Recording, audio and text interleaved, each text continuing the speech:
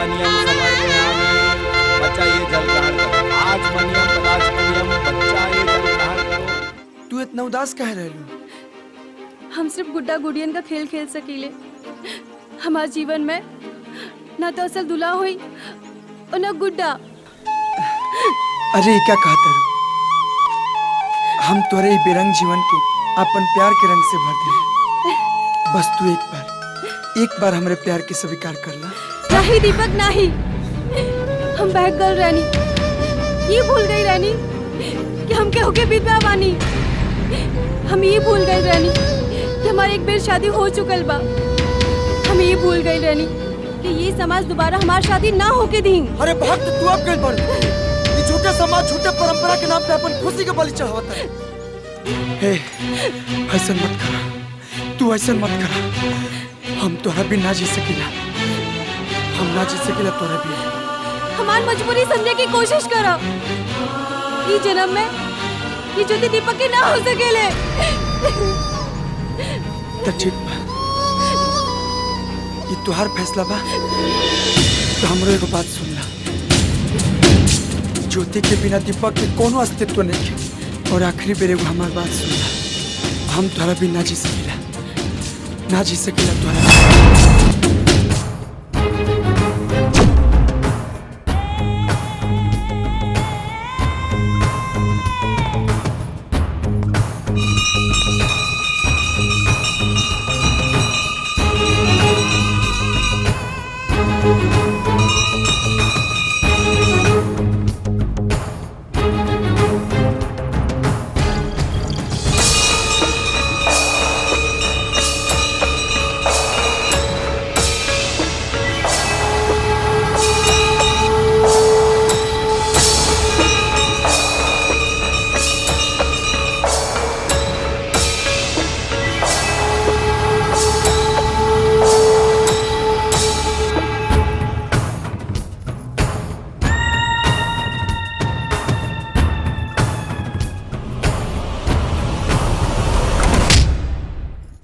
आज पता चली कि नया मठाधीश के बनी।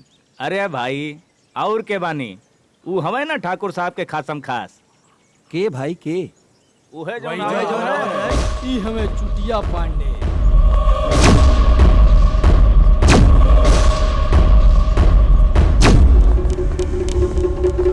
देखा भाई लोग, अरे हमसे ज्यादा ज्ञानी गांव में के हो? हाँ?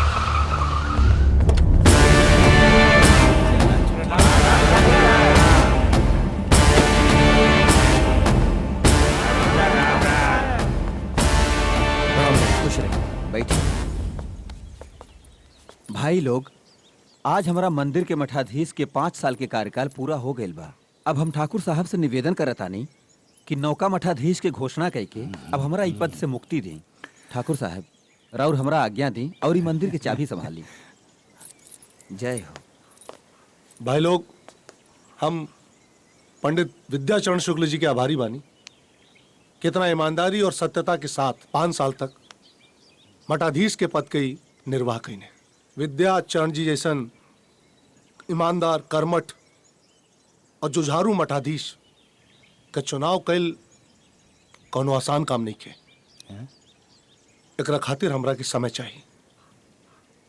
काल सवेरे तक हमें मंदिर के नया मठाधीश का घोषणा कर दे। आज्ञा दी। प्रणाम पंडित जी।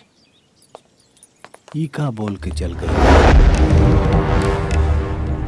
ठीक बा ठाकुर साहब, आम पकल बा तो चूबे करी हैं?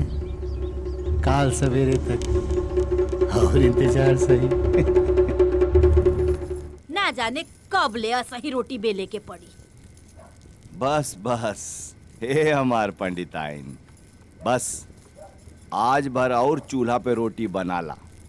काल ही से हमनी के घर में हलवा पूरी बनी। हलवा पूरी का है? कोनो लॉटरी लागल बा का? अरे पगली, लटरिये समझ ले। मंदिर के नौका मठाधीश जो बने वाला बानी और ठाकुर साहब हमरा के वचन देले बानी। अरे वो तो हम अजुए बन जाती, लेकिन ठाकुर साहब गांव समाज के दिखावे खातिर थोड़ा नौटंकी कैले। और अरे गौरम बाजी देख, एक बात ध्यान से सुन। अगर हम मंदिर के नौका मठाधीश बन गए नीता, तो माता के चढ़ावा में से एक गो रोज नथुनी चोराई, तो महीना भर में तारा लगे कितनी नथुनी हो जाई हैं?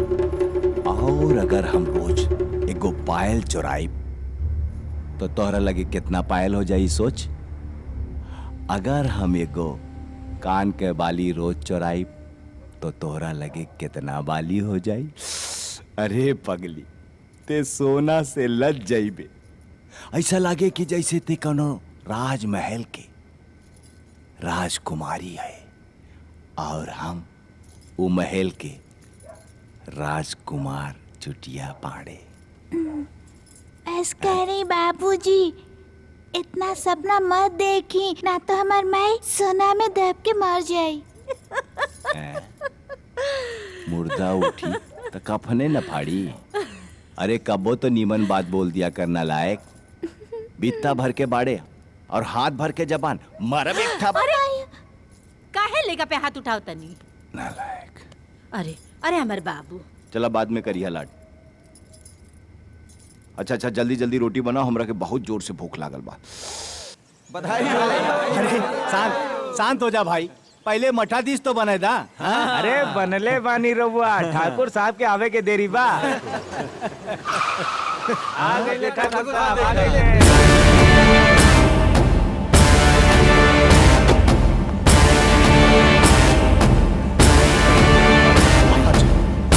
भाई लोग, मुश्किल काम रहल मंदिर के मठाधीश की नियुक्ति। और जितना ईमानदारी और सच्चाई से विद्याचरण जी चलौने, तारीफ के बात बा। लेकिन इतना बड़ा मठाधीश के पद रिक्त भी ना रखल जा सकत। और फैसला हो गइल बा, ए मंदिर के नया मठाधीश आज से नियुक्त कइल जात बाणे पंडित मुरारी चौबे।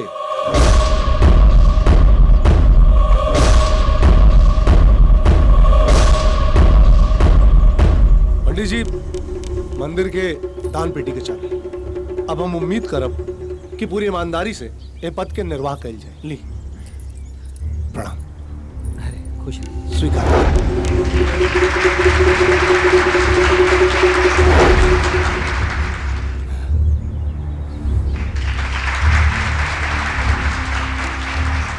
ये तो ठीक ना कैले ठाकुर। दिगंबर सिंह, ते ठीक ना कैले।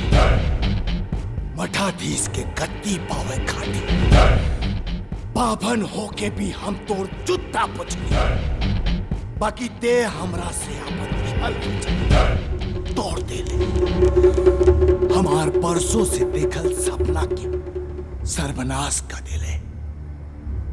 आज हम ई कसम खातानी कि तोर आस्तीन के सांप बन के तोरा पूरा खानदान के सर्वनाश कर दे। और ये हमार चुटिया के घाट तोरा पूरा खानदान के सर्वनाश कैला के बाद ही खुली। हमारी दृढ़ प्रतिज्ञा हो, दृढ़ प्रतिज्ञा।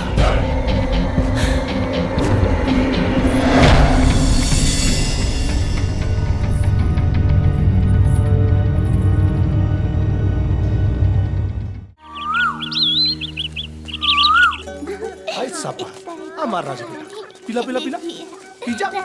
बस पापा, हमरा के भी खेले के बाद। थोड़ा सा दूध पिला बेटा। अच्छा कोनो बात नहीं के। आ तोहार बाल बना दे, फिर तू खेले जइहा।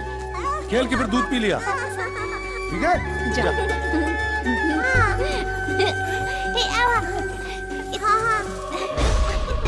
अरे पालन, खुश रहो। नमस्ते पंडित जी।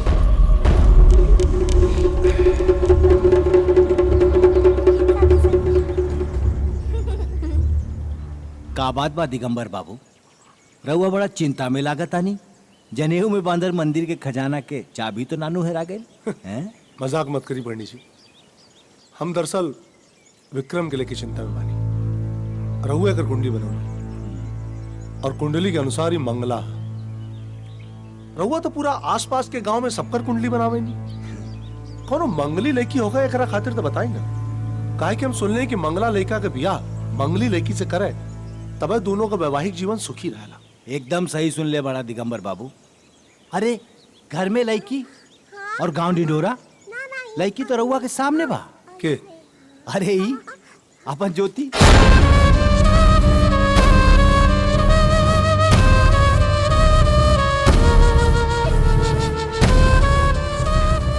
श्यामा के पुत्र। हाँ हाँ, अपना श्यामा के पोती। सोची दिगंबर बाबू, जौना मंदिर पे रउआ बरसों से अवैध कब्जा जमा के रख ले बानी। अगर विक्रम के शादी ज्योति से हो गई तो वो जमीन रउआ के वैध हो जाई और वो मंदिर वही खानदान के बा। और ज्योतिया इकलौती पोती बिया, एगो दादी बिया, वो पाकल आम। माई बाबू तो एक्सीडेंट में मर गए बड़े।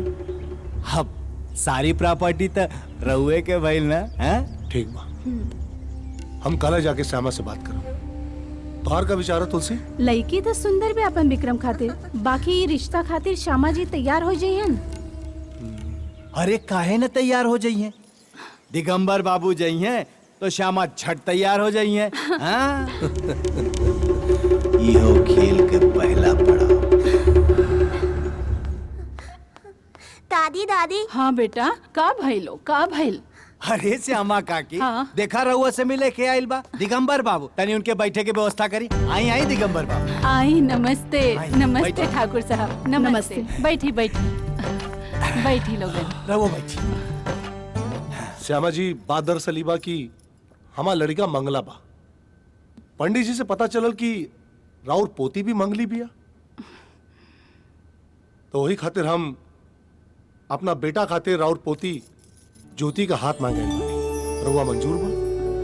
अरे अरे, ई का श्यामा काकी, इतना खुशी के बाद बा रउआ रोता नहीं। देखी, आज के बाद से रउआ रोई है मत। ठाकुर साहब तोरे साथे बड़े हैं।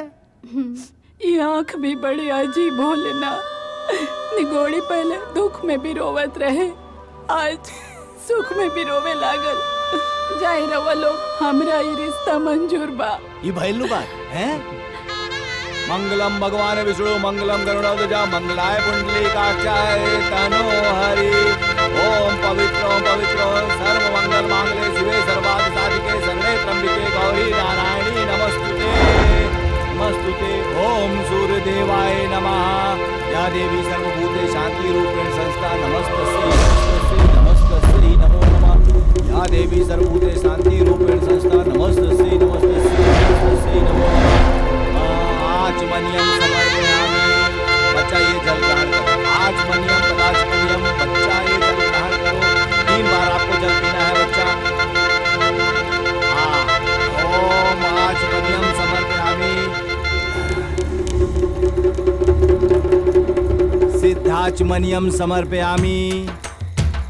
सर्व मंगल मांगले शिवे सर्वार्थ साधिके शरणे त्र्यंबके गौरी नारायणी नमस्ते। या देवी सर्वभूते शांति रूपेण संस्था नमस्तस्यै नमो नमः।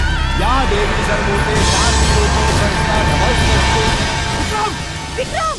अरे बेटा भाई, विक्रम विक्रम, अरे बेटा बोल। विक्रम, पंडित जी काबे लेकर रखे। राम राम राम राम राम।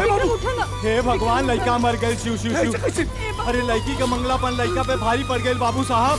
राम राम राम राम राम। तो अनर्थ हो गए। मार दे। खबरदार, अपन नापाक कदम लेकर आगे मत बढ़ी। हाँ जो बुढ़िया, तू आयल रहा रिश्ता लेकर हमार दुआरी पर। हम तोरा ये नहीं गए रहनी, समझला तू? ए बुढ़िया, भाई मंगली बिटिया के चलते हमार बेटा मरला। अरे काट के रख दे।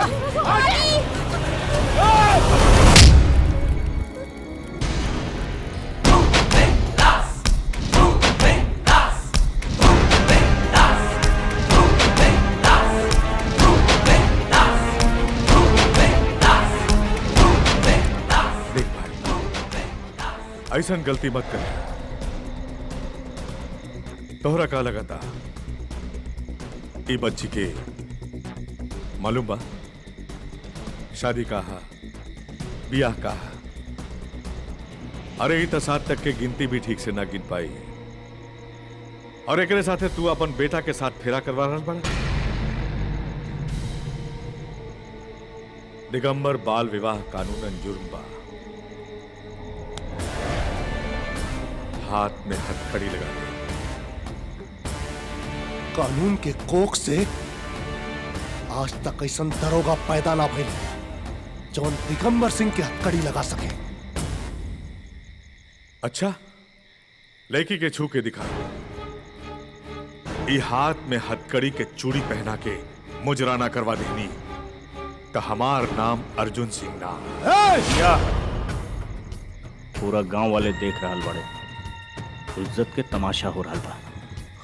भलाई यही बा कि यहाँ से चुपचाप निकल जाए, कहे से कानून के लपेटा में आ गईला पे प्रधानमंत्री भी ना बचेले। तनी सरौआ अपन बारे में सोचा भैया, तू के हा। ठीक है अब इन तो चल, लेकिन एक बात याद रखी, और तू लोग भी गांव वाले कान खोल के सुनना सब। इलाकी जब तक जिंदा रही हमरे बेटा का विधवा बन के जिंदा रही और हम देखी रही कवन माई ऐसा सपूत पैदा कैले हा जो एकरा मांग में सेनुर और हाथ में कंगन पहना सके। हम देखब दरोगा।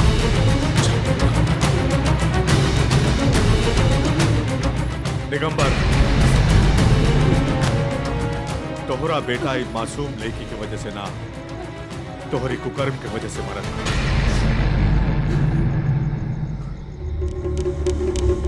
चल चुकी है पंडित, निकलने।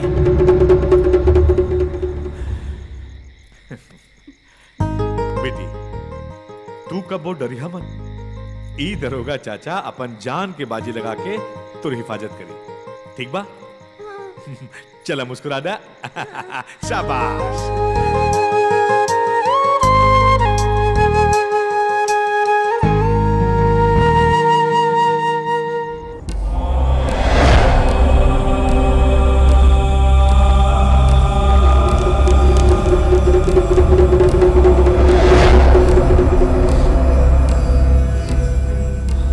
बाबू साहब संभाला अपने आप के, होनी के डाल सके। हाथ में हथकड़ी लगा दी।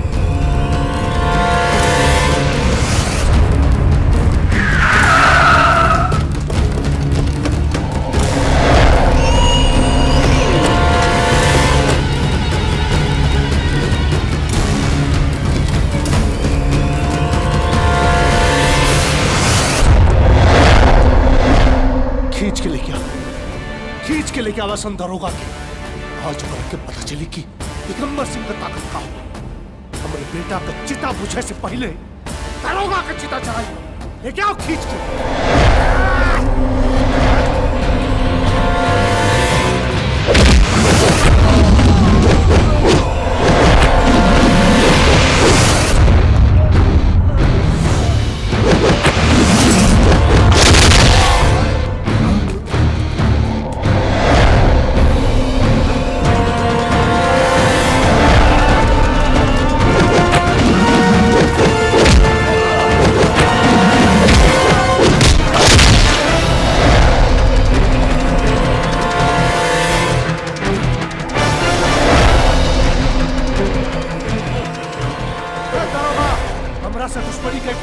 बेचा ये दिगंबर सिंह का इलाका और हमारा राज चले लाई जा। दिगंबर शेर के जबड़ा में हाथ डाल बे तमाश तका हड्डियों ना मिली।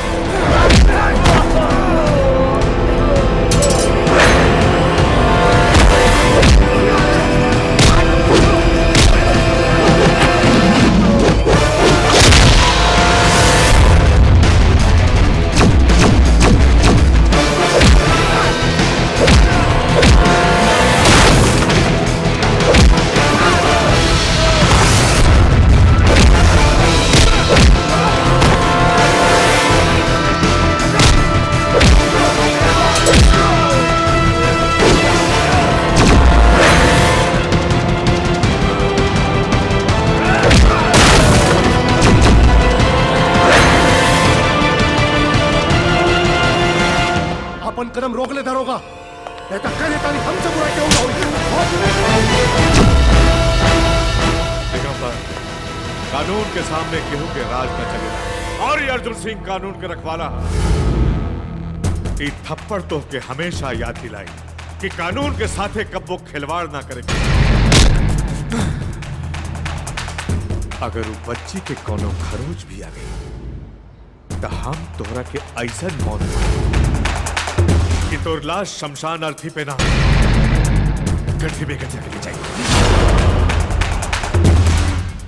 ठीक है दरोगा, अभी तो जाता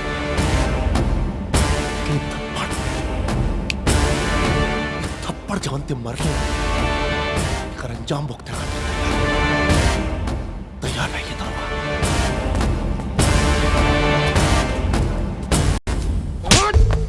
मौका इनके पाल के रख ले पानी हम इन निकम्मा कोनो काम के नहीं खेसन।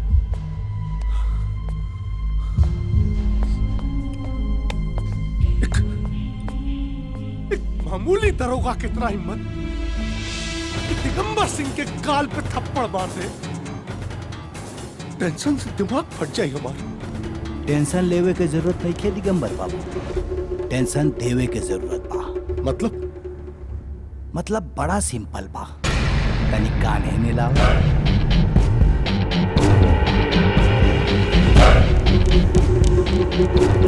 खेल के दूसरा पड़ा।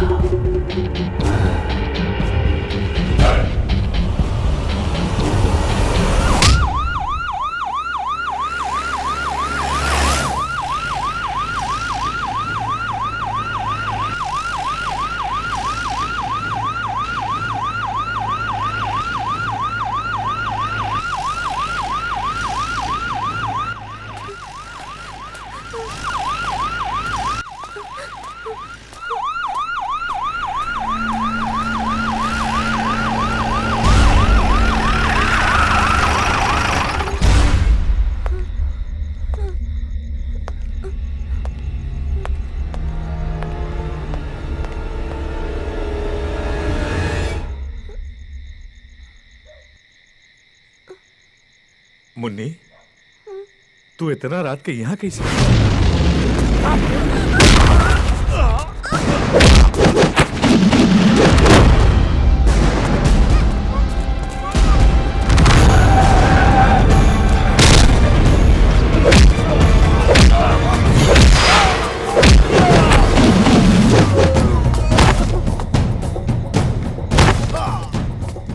मारा सन करा के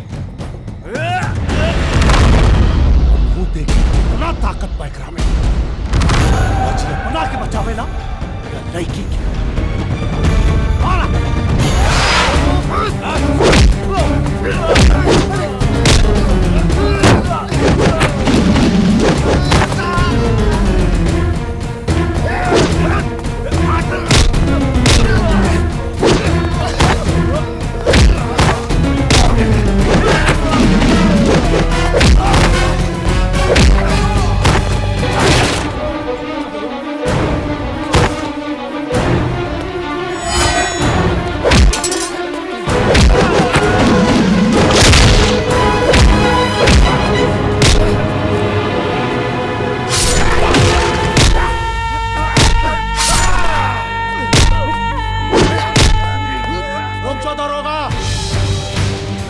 चक्कर में लड़की हलाल हो जाएगी। एक मासूम लड़की के ढाल बना के बहादुर बनाता रहे। जरा एक बार छोड़ के देख तो हम बता दे हमारा देह में कितना दम बा।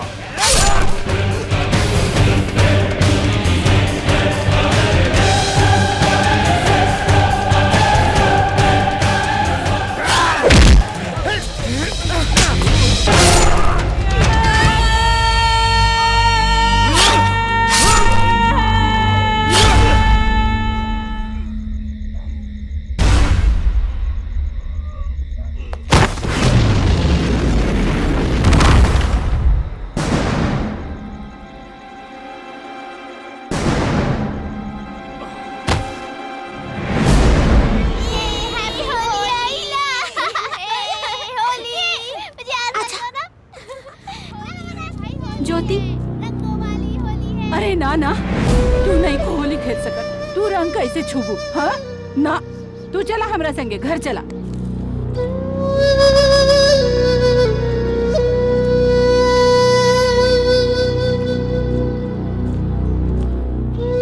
अरे ना ना, तू बिंदी नहीं को लगा सकत। तारा नहीं खे मालूम, तू बाल विधवा हा, बाल विधवा। अरे तू सुहाग के बिंदी लगाई बुनू और दिगंबर सिंह जान जाई तो हमने के जिंदा ना छोड़ा, मार डाली वो हमने के। हाँ अच्छा बना, कितना सुंदर। चाची हम देखो हम भाई पहिरा कितना बढ़िया। काकी काकी, ज्योति के भी रंगीन चूड़ी पहना दा। नहीं बिटिया, हम तोहरा के रंगीन चूड़िया नहीं पहना सकीला। ठाकुर साहब जानी है तो हमरा के मार दी।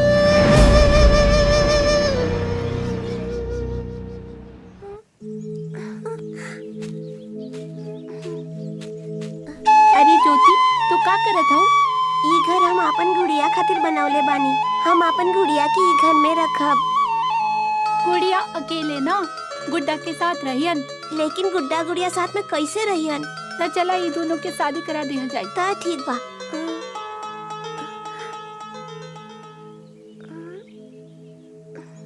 अरे ज्योति का भाई, तू उदास काहे हो गईलू? हमार गुड़िया के शादी तो हो जाए, बाकी हमार शादी तो कब्बो न होखी। काहे? तू बड़ी तो हो जा, हम तोरा से शादी करब। तोरा दिगंबर सिंह से डर ना लगेला? और तो के जान से मार दीहन। ज्योति, हमरे आँखी में देखा, तोरा दिगंबर सिंह के डर देखात बा कि तू? अरे इमे तो हम दिखात बानी।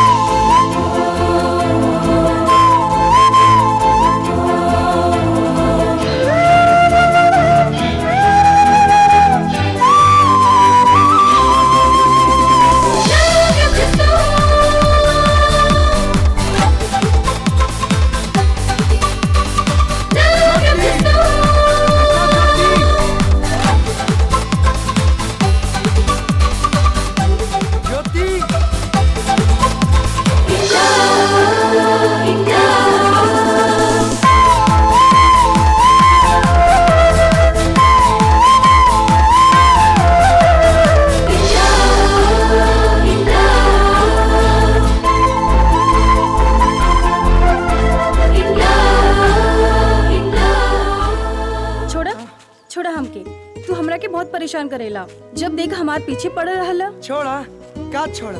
हाँ तू कोनो फिल्म के बहुत बड़का हीरोइन हऊ कि हुर के परी? अरे ये तो हमरे दिल के कसूर बा, जौन तुहरे पे आ गइल बा। ये दिल बिल जौन हा ना, हाँ अपना जेब में संभाल के रखिया। तू कोनो हमरा से प्यार न करेला। ए तनी ध्यान से देखा, तुहरे ला हमर नजर में का लौकता। का? प्यार प्यार प्यार, सिर्फ प्यार।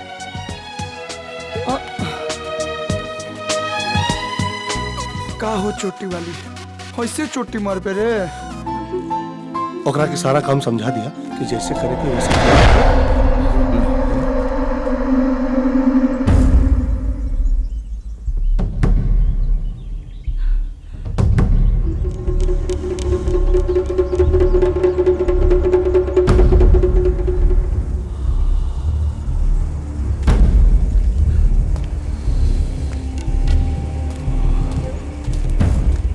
कली से फूल के सुगंध आवल शुरू हो गए बा दिगंबर बाबू। सही कहले चुटिया पांडे, कली से फूल के सुगंध आवता। इस सुगंध ही तो सर्वनाश करी दिगंबर।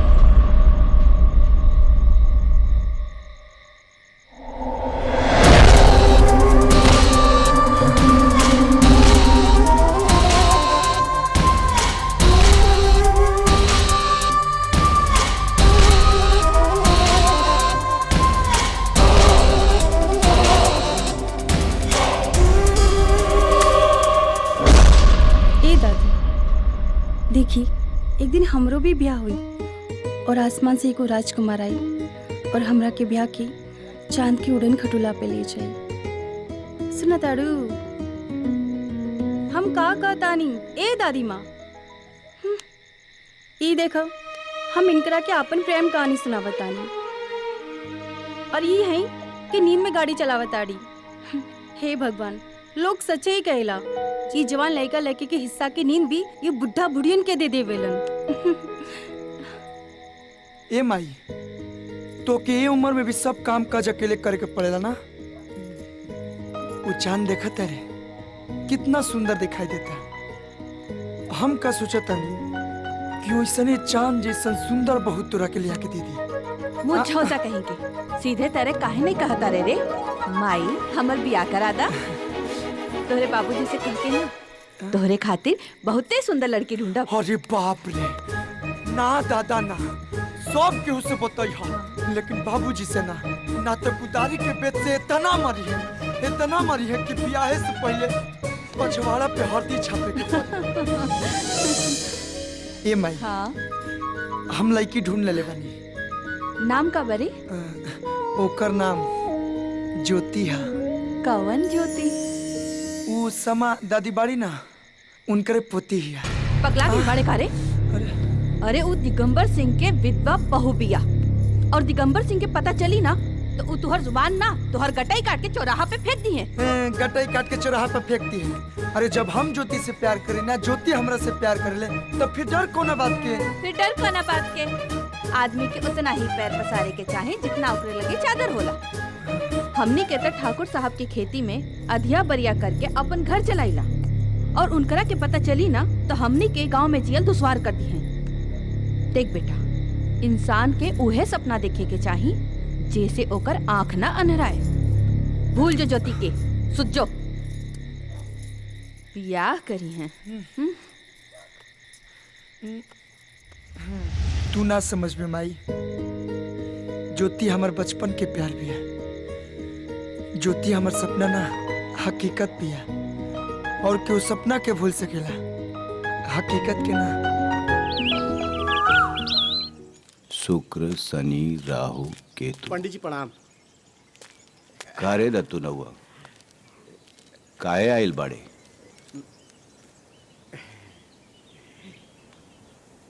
ई 5 रुपया काहे खातिर? तिलक चढ़ावे के बाद। अच्छा। हाँ, लड़का के नाम बोल। चंदू पाड़े। चंदू पाड़े, ठीक बा। हाँ, चंदू पाड़े। और बाप के नाम? चुटिया पाड़े। चुटिया पाड़े। हाँ। नौआ, ते कहल चाहता रे हमार लड़का से तोर लड़की? रउआ सही समझत बानी। अरे उठ, बाप जोन है। आए, ते अपन औकात देख रे के भात वो बिना घिऊ के 5 रुपया में तिलक चढ़ाएगा। तोरे बाप के श्राद्ध करा दे, हैं? तोर औकात का औरे नौआ, वो हमारा सामने तिलक काहे बानी? जवन दे तानी ना इज्जत से रख ले, ना तो ढेर के लालच में इहो ना मिली।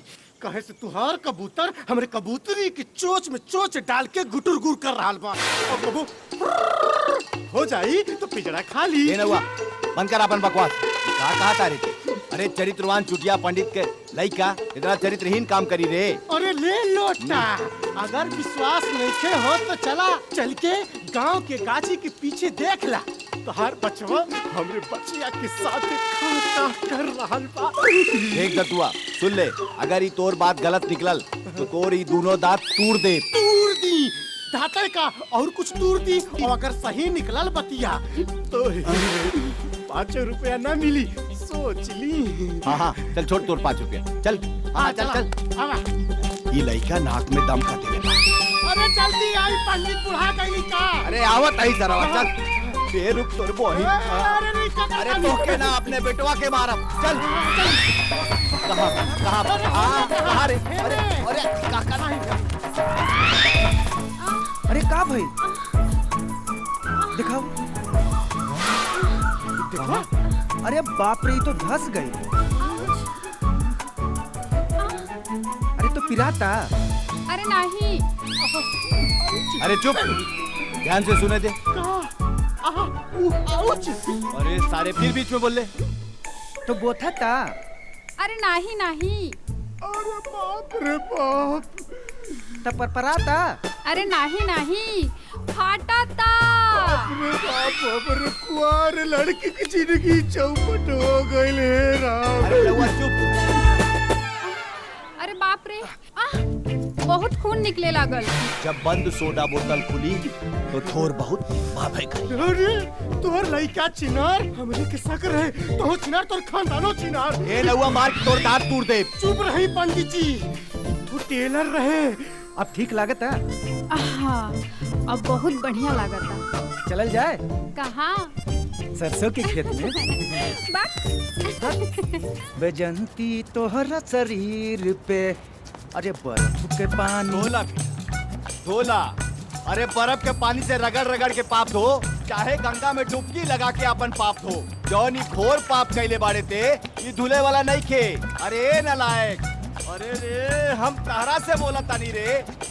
एक बात कान खोल के सुन ले, आज चुटिया पांडे कसम खाता क्यों नौवा के बिटिया हमरे घर के बहू ना बन के आई तो ना बन के आई, पूछ लेते। माई रे, अध्यक्ष बाबूजी का चिल्लात बड़े। माई माई का कर ले रे, बोला तेरा माई के। वो हमार का कर सब सुनता ई कातना बड़ी कसम खाई। पता नहीं चुटिया में कातना बड़ी कसम। जब देखा तब बका बका बका बका। ना हो बेटा ना हो। हां माई। और तो कोई काम बा ना। दिमाग खराब करके रखे। ए माई, माई रे, अरे खाना निकाल के रखिया, बड़ी जोर से भूख लागल बा। आवत नहीं हम। हे भगवान, ई घर में तो हमार बात घोड़ा के पास, केहू के ऊपर हमार कोनो असर नहीं किया। जा बेटा जा, दूसरा तार माई बना के रख ले बानी। हाँ काहे ना, पहलवानी जो उनका के आइल बाड़ा। अरे हे पंडिताइन, अरे कम से कम सूखे पानी तब पिया दा हमरा के, बाद में ठुसैया अपने लइका के। अरे दीपक के भाई, हम खेते में जात बानी, आज पानी पटे वाला बा। हाँ जाए। आज तो हर पहलवान बेटा के अगर फुर्सत मिले तो कह दिया कि बाजारे से एक बोरा यूरिया खाद लेके खेते पे आ जाए। रउआ हमरे लइका के नजर ना लगाई। अच्छा, हम नजर लगावता नहीं, हम नजर लगावता नहीं। माई बाप की नजर लइकन के ज्यादा लागेला। हाँ तो टीका लगा दे, कुछो ना होई। अब जल्दी आ जाए। ठीक बा।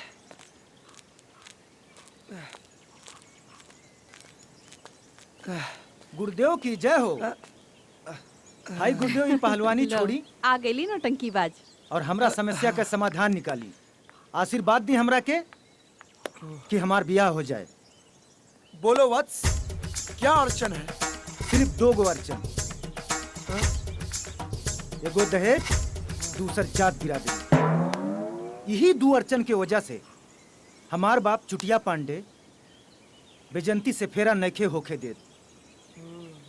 अब गुरुदेव एगो काम करी, अपना दिमाग के फैक्ट्री से मैन्युफैक्चरिंग के कौनो ऐसन उपाय बाहर निकाली कि हमार बेजंती के साथ चट मंगनी पट बिया होके के चाहिए। बस इतना सा अड़चन? इतने है का निहर ले। गुरुजी का बात है।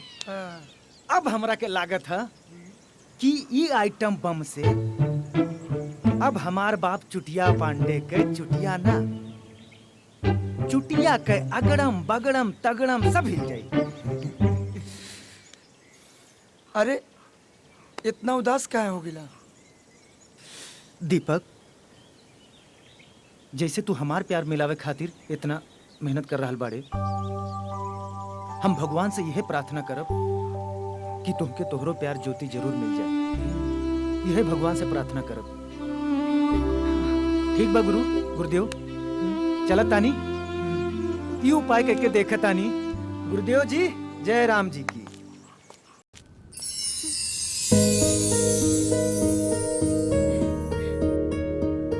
ज्योति, तरह के हम कितना बार समझा चुकल बानी, तू इस सुहाग के बिंदी मत लगावल करा।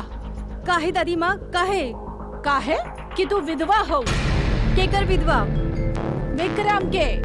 कौना विक्रम? अरे उहे विक्रम जेकरा से तोरा ब्याह भइल रहे, अब वो मर गए। वाह दादी माँ वाह।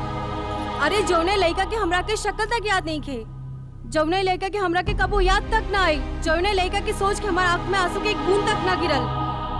हम पूछे तानी दादी माँ, ओकरा से हमार का रिश्ता हो सकेला? हम हाथ जोड़तानी दादी माँ, हमरा के वो बंधन में ना बांधी जौना कि हमार फेरा याद नहीं खे, हल्दी याद नहीं खे, दूल्हा याद नहीं खे। अरे बिटिया, तू बेबसी के, मजबूरी के समझा। अरे एक गांव में तका एक जिला में ऐसा कोनो माँ या पर बेटा नहीं के पैदा कैले जौन दिगंबर सिंह के खिलाफ जाके तोरा से दूसर बियाह के बात भी कर सके। हाँ, एगो लड़का बा दादी माँ। के ह? दीपक। ज्योति, तोरा के हम आखिरी बार समझावतानी, तू हमार बात की समझ ला। अरे तू ऐसा बंधन में बंध चुकल बाड़ू कि दिगंबर सिंह के बांधल बंधन है। एकरा में बिटिया सांस तहार रुक जाए, सांस तहार टूट जाए, लेकिन एक बंधन न टूटी। हम बता देता नहीं तहरा से। दादी माँ, ये बंधन ना हवे, ये फांसी हवा दादी माँ, फांसी हवे। अरे हम तोरा के कैसे समझाए बिटिया?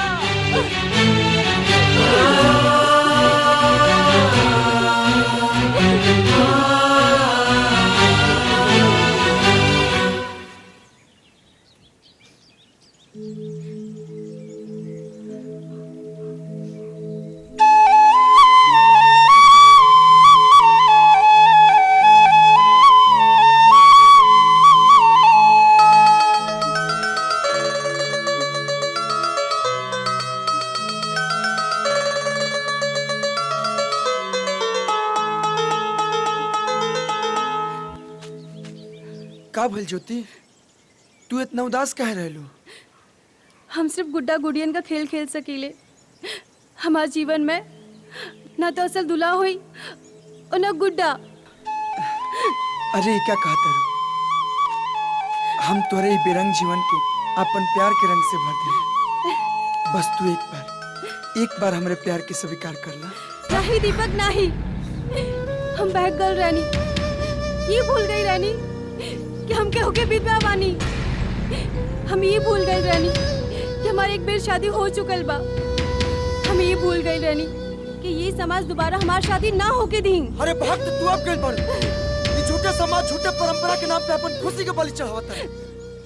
हे, ऐसा मत करा, तू ऐसा मत करा। हम तोरा भी ना जी सकीला, हम ना जी सकीला तोरा भी। हमारी मजबूरी समझे की कोशिश करो। ये जन्म में ये ज्योति दीपक की ना हो सकेले। तो ठीक बा, ये तुहार फैसला बा। तो हमरो एगो बात सुन ला, ज्योति के बिना दीपक के कोनो अस्तित्व नहीं है। और आखिरी बेर एगो हमार बात सुन ला, हम तोरा भी ना जी सकीला।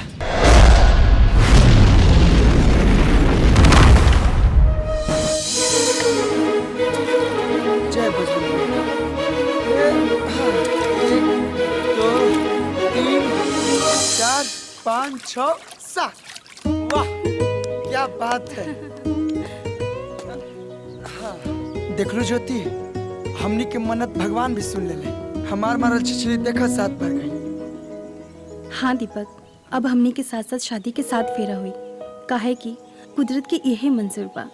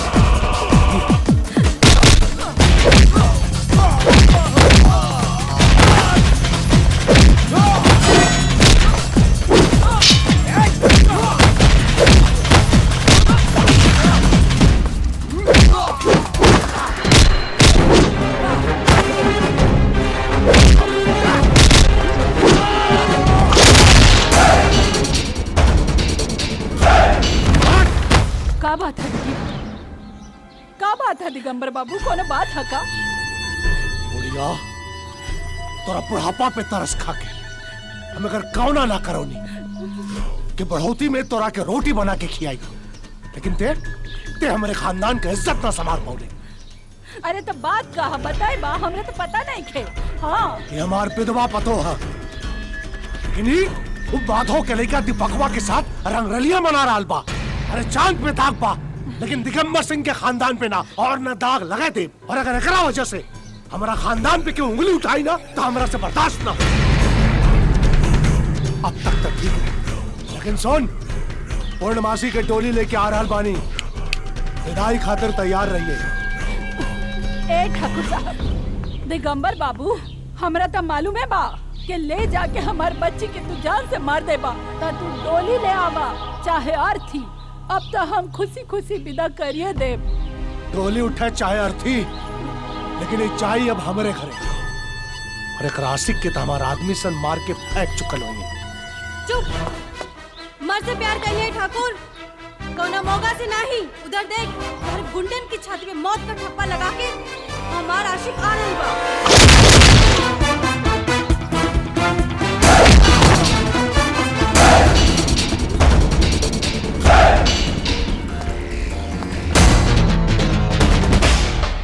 हमारा दिया का रोटी खा के तोरा अंदर इतना हिम्मत कहाँ से आ गई?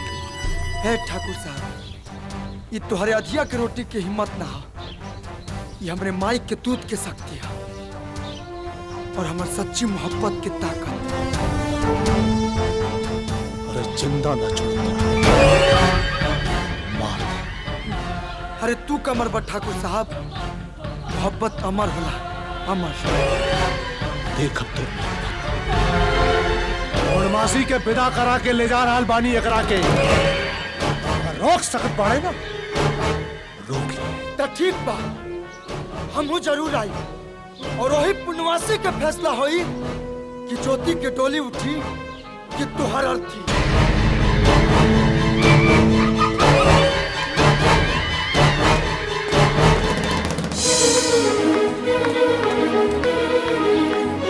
ज्योति,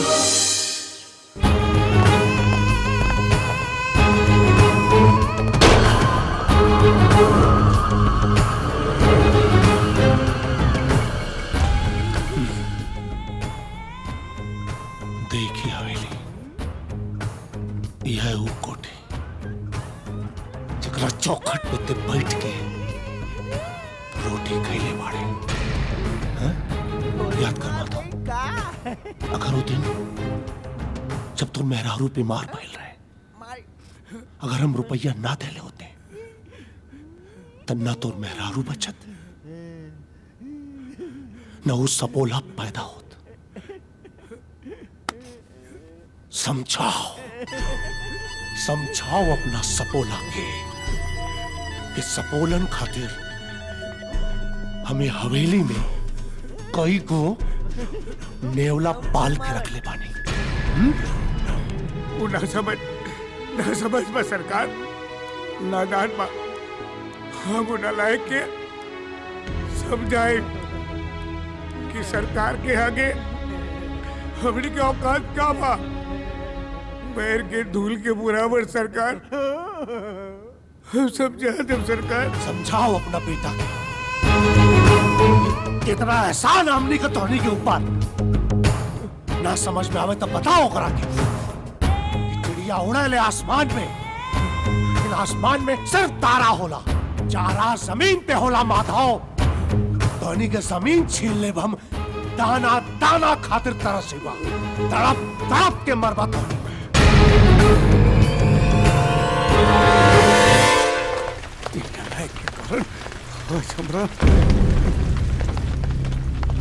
कहाँ बा नालायक, कहाँ बा?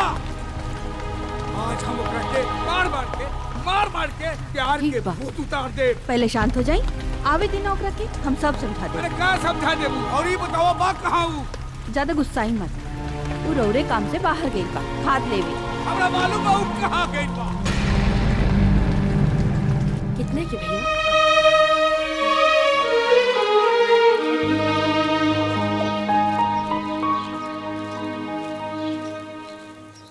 हाँ भैया। चला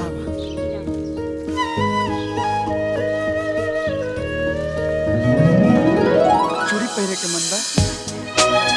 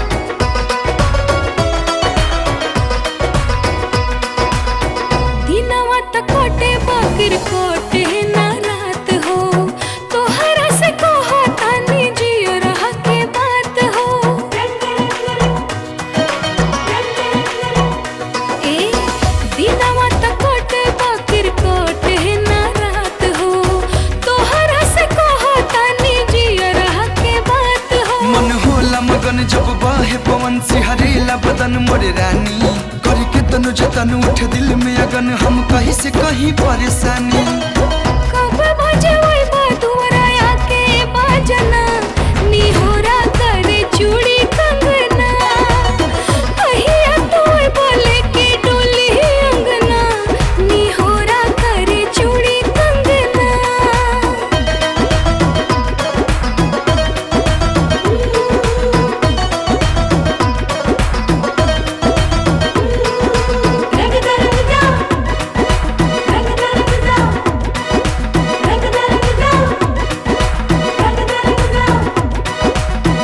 सही लुटाई हा प्यारी रानी तू बाह में नैया बिछा देब तोहरा जिंदगी के राह में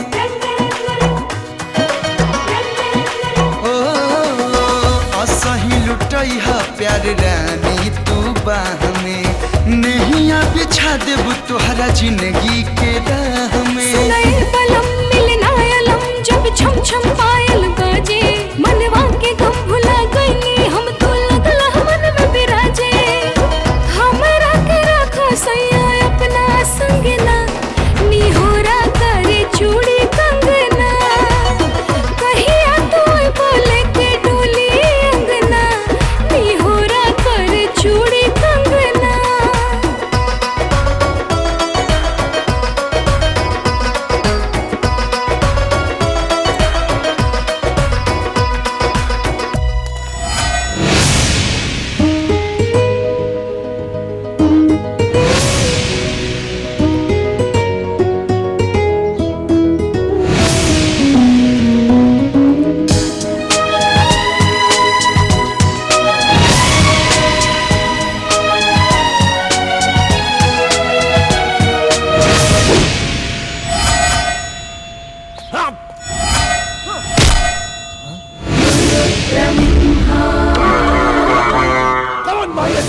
पैदा कैले हा जोने का हाथ में सेनुर और हाथ में कंगन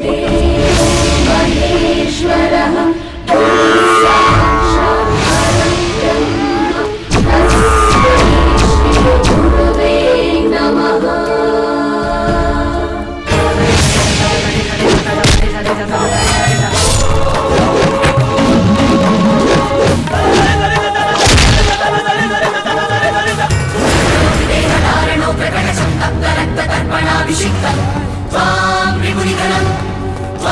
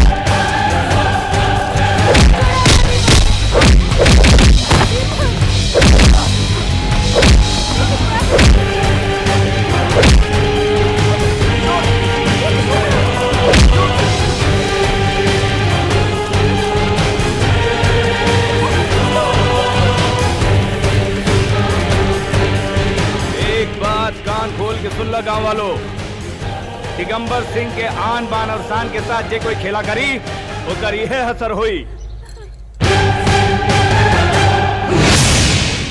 दीपक के भाई। हाँ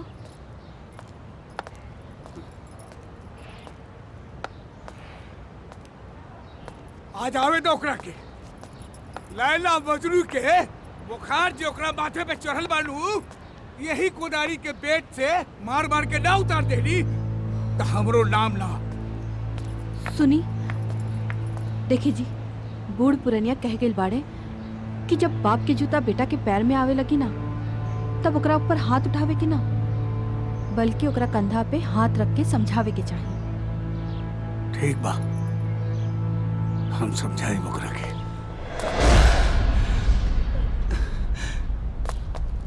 बाबूजी,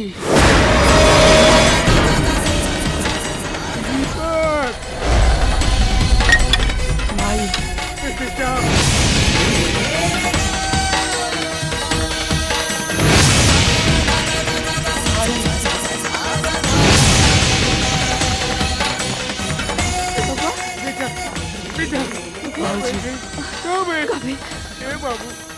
बेटा के समझाइए करा, ज्योति के प्यार में इतना पागल बाड़ा ही यार टाइम से ना पहुँचले हो के तो वहीं पड़े पड़े वही जे मरिए जा पगला। समझाई बार बार तोरे के समझेगी, समझा समझा के हम हार गए बानी कि बड़े लोगों के चक्कर में मत पड़। अरे ठाकुर लोग बड़ा खतरनाक आदमी होला, अगर इनके इज्जत पे आ चावेला ना तो अपन बेटों के भी बाप ना करेले रे बेटा। तू क्या हुए? तू तो उनके खातिर कह रहा हुए ना। हाँ बबुआ, तो हर बाबूजी एकदम सही कह रहल बाड़े। ए माई, सरकार के दियल हमने के जमीन नहीं खे तका भाई, भगवान के दियल हाथ तबा और यही हाथ से हम सब कुछ हासिल करब, ज्योति के भी और अपना प्यार के भी। बस तू अपन आशीर्वाद बनवले रहो। हमरे आँखी के सपना मत दिखाओ। अरे सपना के आँखी तो हमके बाबूजी ही देखौले बड़े। आज भी हमकी याद बा कि जब भी हम ज्योति खातिर रोई तो हमसे बाबूजी का कहत रहे। अरे बाबू, तू काहे परेशान करत हवा? ज्योति के घर जाए। देख माई, चुप हो जा। तू राजा बेटा हवा ना, चुप हो जा। अरे दीपक के भाई, अरे हमार दुल्हनुआ इकलौता बेटा काहे रोत बा भाई? ज्योति के संगे खेले खातिर। अच्छा, ई बात बा। ज्योति के साथ खेले के बा? बेटा यहाँ हुआ, इन्हें हुआ। बाबू बाबू मेरा बेटा चुप हो जा, मत रो बेटा। अरे बेटा तू बड़ तो हो जा, फिर ज्योति के घर के सामने पूरा एगो घर बना दे। बस तू जिंदगी भर वो खिड़की से ज्योति के देखत रह गया। तू सच कहा तारा बेटा, हमारा वादा हमरे उम्र के साथ पूरा हो गई। तो हर चीज जवान हो गई बात, एक से ज्यादा हम का कह सकेला। तो हमरे एक बात सुन ला, तू ज्योति के ना छोड़ सकेला ना, तो अपने माई बाप के छोड़। अरे माई तू ऐसा क्या बोलता रे? ए माई, बाबूजी, हे बाबूजी। ए बेटा, माई के बात काहे नहीं क्यों मान ले? तोहरे सिवा हमनी के पूरा भके सहारा के हरे? बोल बाबूजी।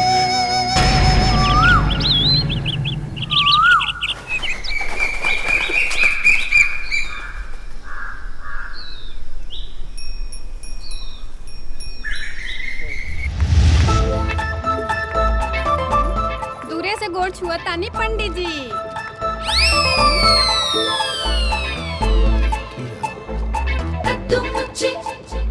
काहे दूर से गोड़ छुआ तारू? अरे पजरा में आके छूला। ई ना हो सकेला। अरे काहे ना हो सकेला? भसुर लागे हम राम जन्म के मेहरारू बानी, आ राम जन्म रउआ से 2 साल छोट बाड़े नु। सवेरे सवेरे नुकसान। अच्छा बतावा, काहे खातिर आइल बाड़ू? हमरा के पंडिताइन जी से मिले के बा। काहे? पंडित से ना मिले के बा? ना। तो ठीक बा, जा भीतर जा। ठीक बा।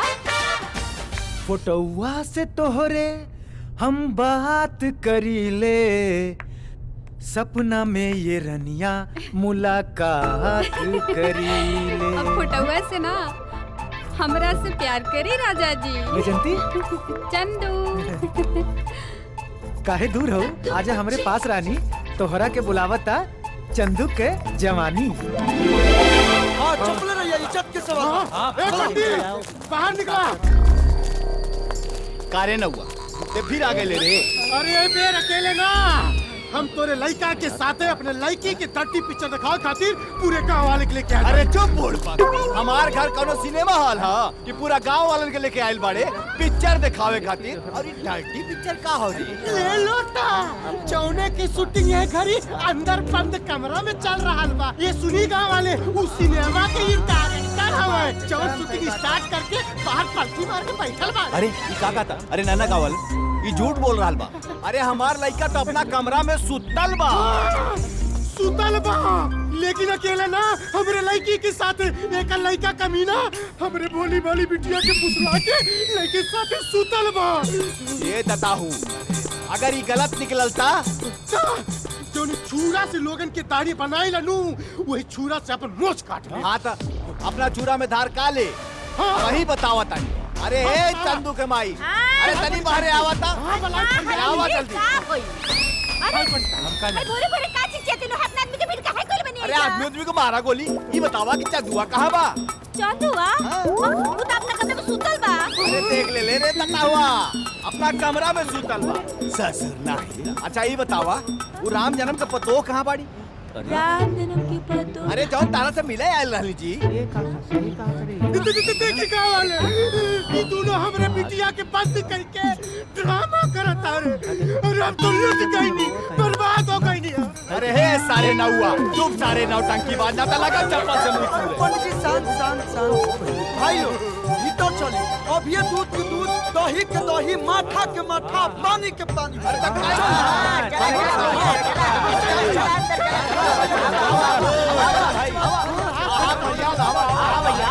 बाबू, ए बाबू, दरवाजा खोल रे।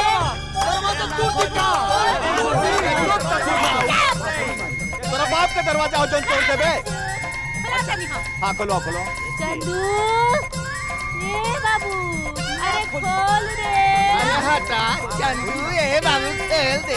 ए चंदूरा अरे खोल दरवाजा, तेरे गाँव में ना कटाता खोल।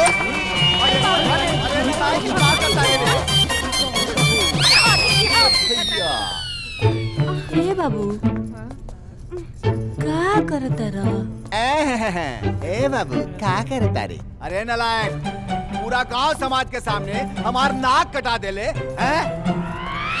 ए बाबूजी, एक तिलक का पैसा जोन है वो पकड़ ली, ना तो नाक कटत कटत एक दिन इतना छोट हो जाई कि छीके खातिर उधारी लेवे के पड़ी। अरे नलायक अब दामाद जी सही है कहा तारे। आज के जमाना में उधार मंगला पे तो साइकिलों न मिलेला, तो नाक के दी। एक काम कर पी ली, नाक ना परीक्षा समझ के रख ली। अरे सराहता का कितना नाक का नोट का नाक का नोट। पंडित जी हमका मंजूर बा। अरे हमरा के ना मंजूर बा। रख अपन तिलक। तोर बेटी कबो घर में लुकाला तो कबो खेत में। अरे बुढ़बा क्या करता रे? माई और सुन न हुआ, हरियर घास देख के सार तो मुंह मरबे करेला। अरे हट। अरे हमरे सार के ना अपने ही फसल के निगरानी रख न हुआ। ए पंडित जी, अगली बार अपने फसल में कमक्सीन डाल दे, तुहार सार खाई तो मुंह आ जाई। ए बेटा जो कमक्सीन। अरे भैया ए धक्का, अरे धक्का वाले चला।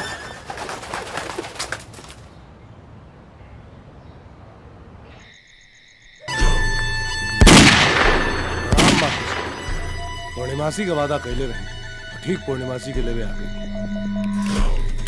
अब तक एकरा के चतना उड़ा गिरा, ये उड़ चुका है। दिगंबर सिंह आज होके जिंदा ना छोड़ा। अब ठाकुर दिगंबर सिंह के हवेली की शुरुआत। का दिक्कत है? अब केहू बचावे ना आई। जरूर आई ठाकुर साहब, जरूर आई। ये ज्योति दीपक की अमानत बा और वो जरूर आई। तोरा के जे करे के बा तू कइला। रुक जा, कहाँ जात पड़े? माई आज हमरा के मत रोक, आज हमरा के जाए दे। आज ज्योति के जिंदगी के सवाल बा। अगर ओकरा कुछ हो गइल ना तो हम जियते जी मर जाए। आज हमरा के जाए दे। तोहर मरन मुंह देखे खातिर हमनी तोहरा के पाल पोस कितना बड़ा कहनी है। ये माई देख बेटा, ठाकुर बहुत खतरनाक आदमी बा। तो एक बार हवेली तो चलो, हमें दीपक ज्योति को किस्सा खत्म कर दे। दादी सब काहे ना बाड़े? तोहार भाई जे कह रहल बा ना बिल्कुल ठीक कह रहल बा। अरे वो ठाकुर खतरनाक बा, मार दी तोहरा के। ओकरा पास त धन बा, दौलत बा, सब कुछ बा। हमनी के पास तोरे सिवा का रे? का बोल। हम ज्योति के बिना नहीं जी सकत। ज्योति ज्योति ज्योति, हमनी से बढ़कर अब ज्योति हो गई तोहरा खातिर सब कुछ। ठीक बा, तोहरा के जाएगी बना ता तू जा, ना रोकब हम। लेकिन तोहरा के हमरा आंचल पे पैर रख के जाए के पड़ी। जो जाना।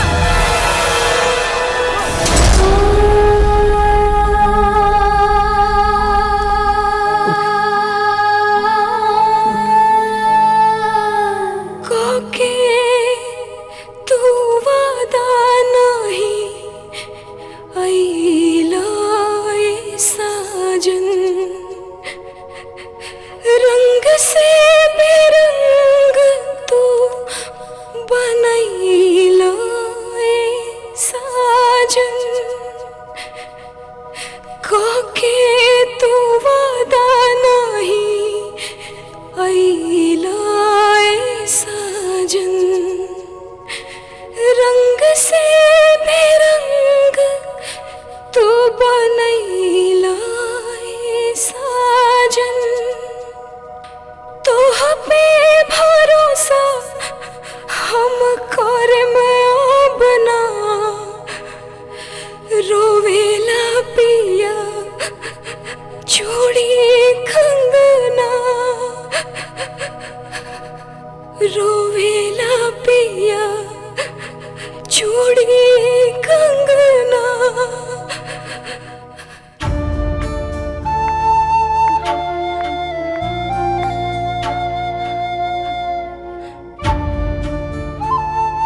बेटी, दीपक और तोहरा बारे में हमरा के सब पता बा, लेकिन आज जौन तोहरा साथे भइल है वो अपन किस्मत का लेखा समझा। वो देखा सामने दीवार पे, शायद तो के याद ना होके वो तस्वीर विक्रम का हवे। हम सब कुछ भुला के जियतानी नो बेटी, अब तोहरा में ही हम उनकर छवि देख ले। ज्योति, हमारी आखिरी बातें याद रखिए। अतीत की छाला छाती में फुड़ला से सिर्फ आंखी से दर्द के पानी बाहर आवेला और कुछ ना। ला, तू खाना खा ला।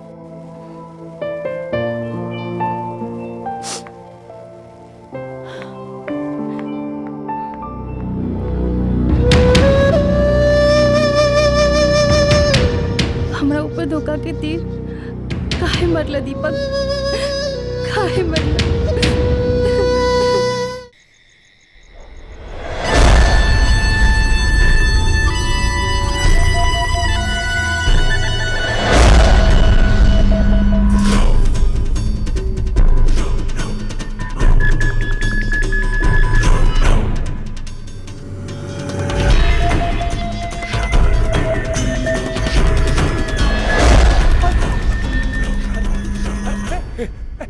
अरे पागल, उठ काहे गईले? फिर तो सोता ही क्या? रहुआ हमरे कमरे में शराब पी के काहे आल बानी? जही यहाँ से। हम समझता नहीं, हम तोर तकलीफ समझता नहीं। एक तो जवान खूबसूरत, ऊपर से विधवा, पर घबरो मत, हमार लड़का मर गया तक हम तो बानी ना, तोरा के सब सुते मन करे देखी, ये ठीक ना हो। रहुआ हमरे बाप समान है, ऐसे ना करी, ऐसे ना करी। कलेजा से समझो, हाथ मत छोड़। अरे इतना उछलत काहे बाड़े? चुपचाप सोचो रे। जौन खाए खातिर बहरा जाती वो हम ही दे, तोरा के अपना यार का कमी भी ना खाली। रुक जाए ना तो हम चिल्लाए। चलो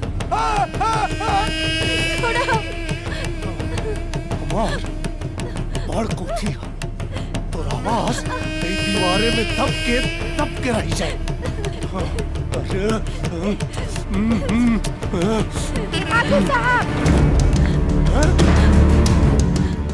ठकुराइन, ते हमरा पे गोली चले थे?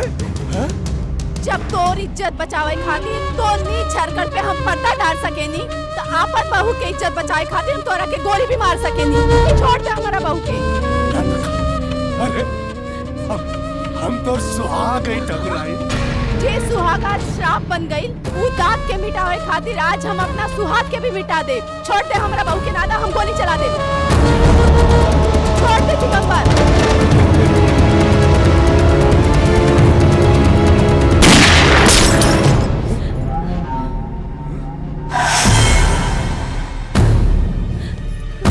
चल बहू यहाँ से।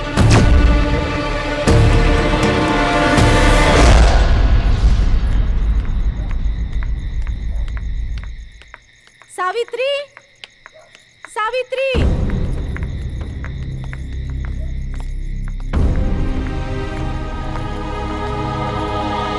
ठकुराइन, इतना रात में रहुआ हमरे घरे? ई रात ना, ज्योति के जिंदगी का नया सवेरा बा। ठकुराइन, रउआ का कहत बानी हमनी के समझ में ना आई। हम समझौता नहीं। सावित्री, हवेली में ज्योति की इज्जत सलामत नहीं थी। यही से आज खुद हम दीपक के ज्योति के सौंपई आइल बानी। दीपक बेटा, तू ज्योति के गांव से इतना दूर लेके जा जहां दिगंबर सिंह का परछाई भी ओकरा के ना छू सके। ठकुराइन, हमरा के आज मालूम पड़ल कि बेटा हमार एकदम सही बा और ऊ ज्योति के ई घर में भगा के ना ऊ हवेली से ब्याह कह के लाई। लेकिन हवेली में वो राक्षस। ठकुराइन, जहाँ रउआ जैसन बहादुर औरत बिया वहाँ एक बार औरत के का बिगाड़ सकेला। हमरा रउआ पे पूरा विश्वास बा। रउआ हवेली जाई। दीपक बेटा। हाँ माई। जा ठकुराइन चाची के हवेली तक पहुंचा आवा और ठाकुर साहब के बढ़िया से समझा दिया कि अब ज्योति हमनी के घर के इज्जत बिया। ठीक बा माई, चलिए आई ठकुराइन जी। जा।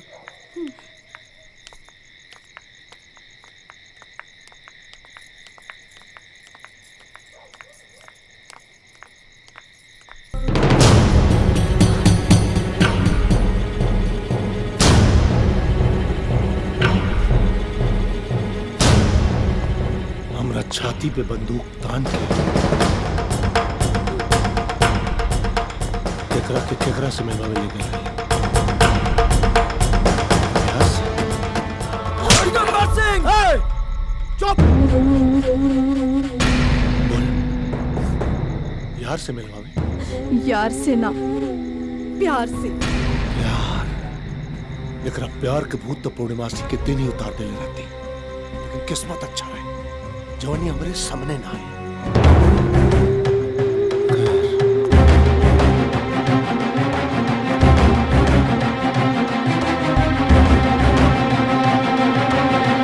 मनाई ठाकुर साहब की होती ने माई के आचर हमरा पैर के नीचे आ गए, इससे हम ना, लेकिन अब वह माई के आचर हमरा आशीर्वाद बन के सर पर आ गए। अब हमार कमजोरी है हमारी ताकत।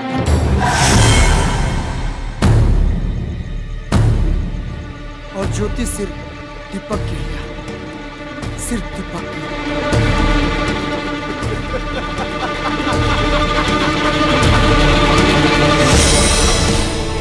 तो ठीक, दीपक के बुझा देना, न रहे दीपक और न रहे ज्योति। मोहब्बत के कर भी उतारा, मारा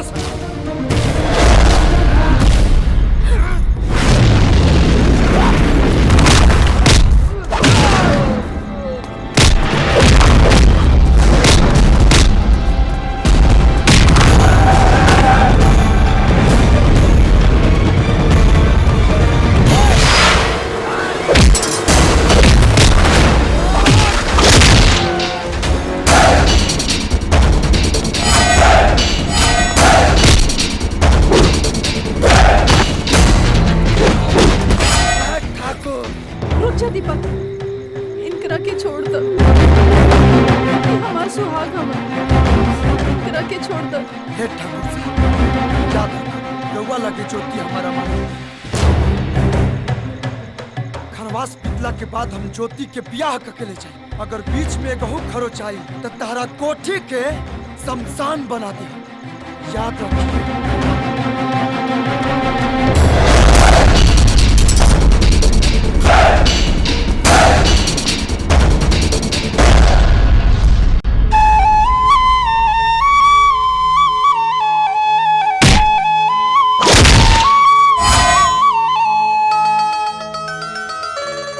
और ज्योति सिर दीपक के हिया, रउआ लगे ज्योति हमारा मानत पिया।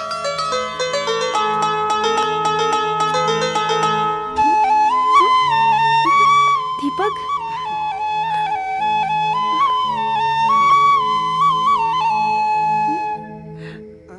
का सोचा तरु? हम ही अपना आँख के झरोका बंद ना करे, ना तो हमारा सपना टूट जाये और तू गायब हो जाइबा। अरे पगली, सपना वो होला जौन आंख बंद करके देखल जाला, और जौन सपना आंख खोल के देखल जाला वो सपना ना हकीकत होला। हे भगवान, लागत बा हम तोरे प्यार में पागल हो गइल बानी। अब तू हमरा के दिखाई ना सुनाई भी देत बाड़ा। ए ड्रीम गर्ल, अरे हम सपना में ना तो से हकीकत में मिलाइल बानी।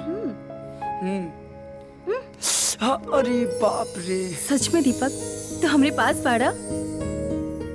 तारा वो विश्वास नहीं की हो तय बेर छू के ना चुम्मा दे के देखा।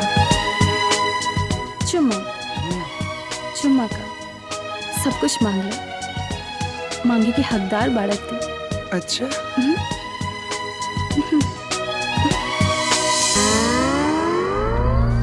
अरे ना चाचा ना, अरे जाए लो। अरे हमने को छोड़ दा बैजंतिया के पेट में पले वाला नाजायज नवासा के हम मार के रहा तू नाजायज नवासा खत्म करके रहा। ए चाचा ऐसा मत करा, पहले सरपंच साहब के फैसला तो सुनने पे दो। बोली सरपंच साहब जान ले लिया तब बोला बोली बोली। बच्चा पैदा हो जाने दें, डीएनए टेस्ट आई तो खुद ही पता चल जाई ना कि है के ओकर बाप। अरे मुखिया जी, जब हम कहा तानी कि वो हमरा है तो ये में डीएनए टेस्ट का करी। अब खतना बदनामी करवाई, कम से कम दहेजो खाती मान जाए। अरे चुप करी जी, हम ही नलायक के शादी इस ससुर नौआ के लड़की से कबो न कराई। देख ले ली गाँव वाले, अब जब तक मारने दे तब तक हम बर्दाश्त ना कर सकी। हम रखने रोकी दिमाग। मार देता है।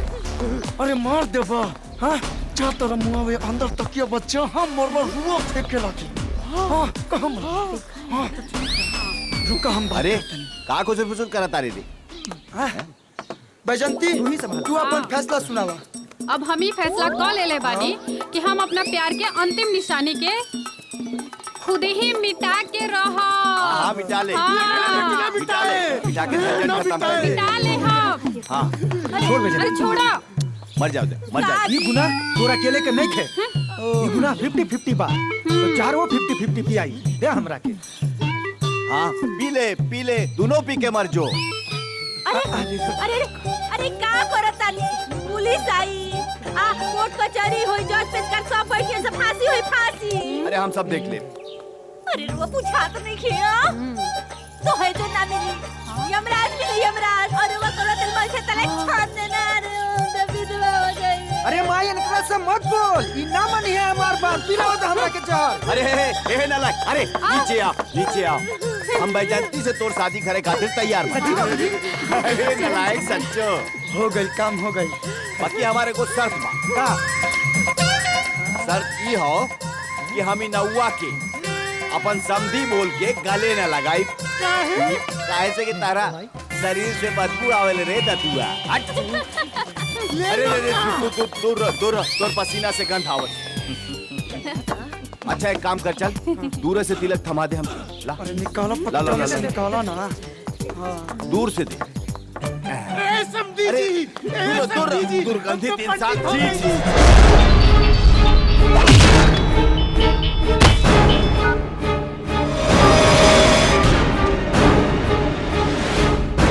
क्या बात है ठाकुर साहब? शेर खान, चूहा बिल्ली खरगोश तो हमार कुकरो मार देने से ये फिर शेर का शिकार करेंगे। ऐसे शेर खान की याद कहेंगे। इंशाअल्लाह। हुक्म करी ठाकुर साहब। मारचुआ के अड्डा होगे या देसी शराब के दुकान, सब रावरे से उस शेर के हम कुत्ता ना बना देनी तो हमारो नाम शेर खान ना। बोली कब दावत देता नहीं? होली पे। अच्छा ठीक बा, खुदा हाफिज। अरे रहुआ कब आई? बस बाबू साहब अब ये आई नहीं। रहुआ फोन पे बात करत रहनी, सोचली कि रोक टोक ना करी। बोली का बात? बस एगो छोट सी जानकारी लेवे के बाद। ई बेर हवेली बड़ा सुनसान लागत, होली के त्योहार ना होई। ठीक है बा, दीपकवा के डर से होली के त्योहार ना होई। उसरवा बड़ा हिम्मती बा, कतौ से छुप छुपा के आ गई और राउर विधवा बहू के रंग पोत के चल गई तो गांव में बड़ा थूथू हुई। सोच समझ के बोली। होली हवेली में हमारा बाप दादा के जमाने से मनावल चलल आ रहा है। अरे बेर भी हवेली में होली मनावल चाहिए। पहले से बड़ होली हवेली में हुई। और अगर वो हराम ज्यादा आ गई ना तो होली के रंग में उकर खून के रंग भी खोल देना चाहिए। काहे हो भाई लोग, काहे चुप बैठल बड़ा? आज होली के दिन है, चला जश्न मनावल जाई। काची के जश्न मनावल जाई बिना दारू पहुआ के? दूध पी के नाचल जाई का? अरे भैया का बताई। सुना है भैया, बिना दारू बियर पहुआ के कैसे नाचल गवल जाई? तू सही कहा तेरा मर्दे। आवा रंग से खिलल जाई।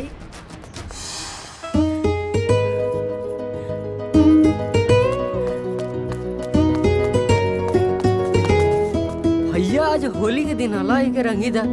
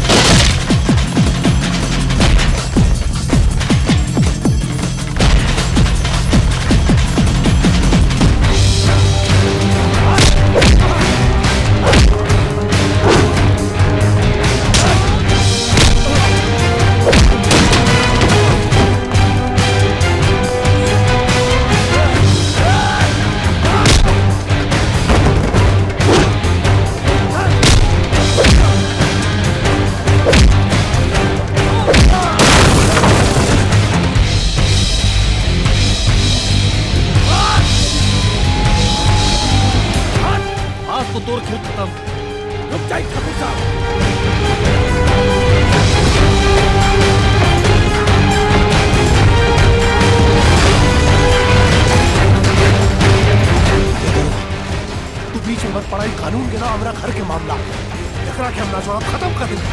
ठाकुर साहब इस त्योहार के दिन का कर रहल बानी रउआ के ई खून खराबा शोभा नहीं खे देत।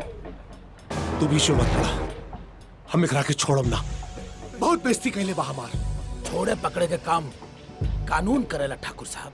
और बाकी आज त्योहार का दिन बा, अब इंस्पेक्टर हीरा यादव के रहते ई इलाका में खून खराबा ना हो सकेला, याद रखिए। चला चला मुंह का देखता रह, जा जा अपने घरे। ए चला। ये तो बच गए ठाकुर साहब। लेकिन कब तक खस्सी कमाई कब तक खैर बनाई, एक न एक दिन तब बलि चढ़ ही जाए। कहानी के तीसरा पड़ाव शुरू। लागत आई चुटिया के कांट खोले के समय आ गई बा। आज हम दिगंबर सिंह के आंख में ओकर मौत के खौफ स्पष्ट दिखनी।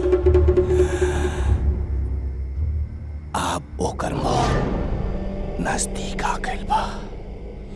कब शुभ शुभ भी बोलल करी, केहू खातिर इतना बुरा ना सोचे के चाहिए। हमरा सब मालूम बा, ठाकुर साहब के बेटा के रवा जहर दे के मत और ओकर इल्जाम वो मासूम ज्योतिया पर। अरे कुलच्छनी धीरे बोल, अगर ठकुरवा का कोनो आदमी सुन लेलस तो ई चुटिया के गांठ हमरा गटाई के फांस बन जाई, और अगर हम मर गईनी तो ते हो जाइबे विधवा।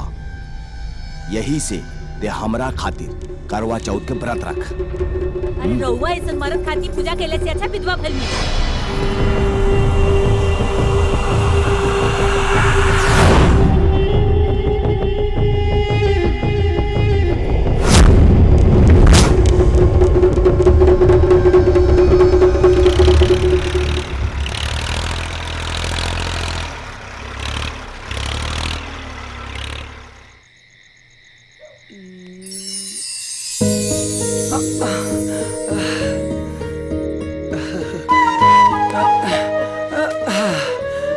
अरे बाप रे। अरे तू हमरा विश्वास नहीं होत कि आज तू इतना कलरफुल ड्रेस में। हाँ दीपक, हम थक गई बानी ऐसन वीरान जिंदगी से। आज ये रंगीन कपड़ा पहन के ऐसन लागता जैसन हमार अंग अंग तोरी प्यार में डूब गइल बा। हम तोहरा की दुनिया के सब सुख दिया चाहते। और ये देखा हमार नंबर 1 ट्रैक्टर न्यू हॉलैंड। इस ट्रैक्टर से हम बहुते खेत जोतले बने। आज तोहरा के बैठा के ये ट्रैक्टर से पूरा दुनिया के सैर कराते हैं। चल ना बाबा, आज ना। बहुत दर्द होता हमरा के पूरे बदन में। आज ना। दर्द हमरा रहते। अब तोहर मोय तरत भागावतन। आवो ना।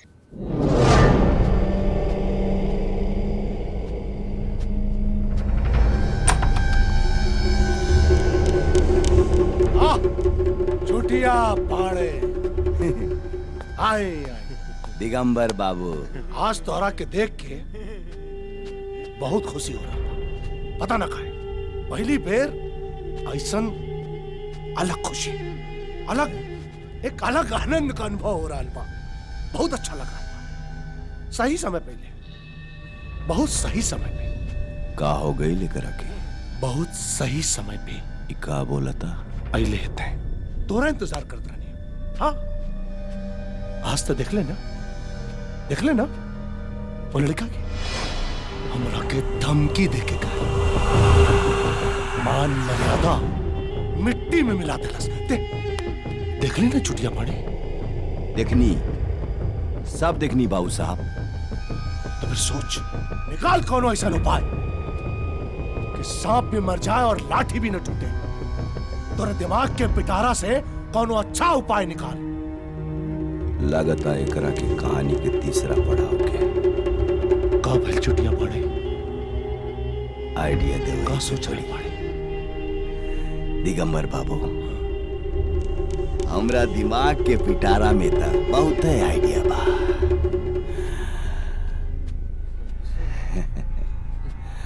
सब झमेला शादी के बाद शादी करा था।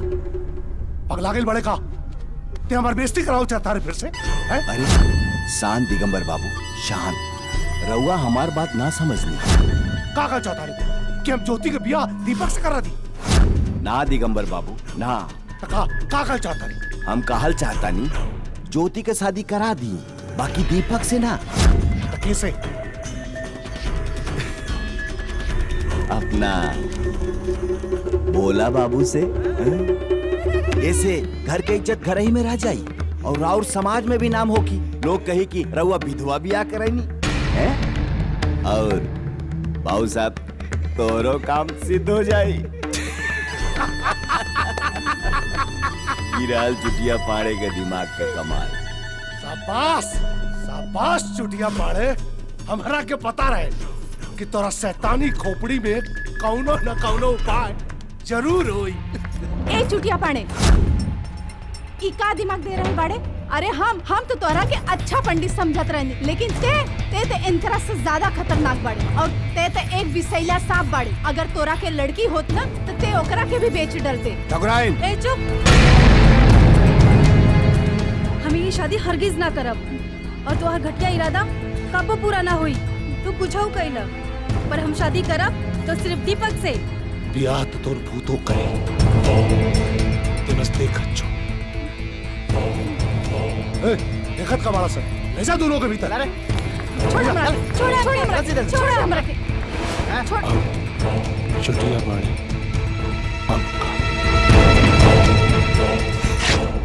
दिगंबर बाबू, आपका रउआ खुदे समझदार बनी।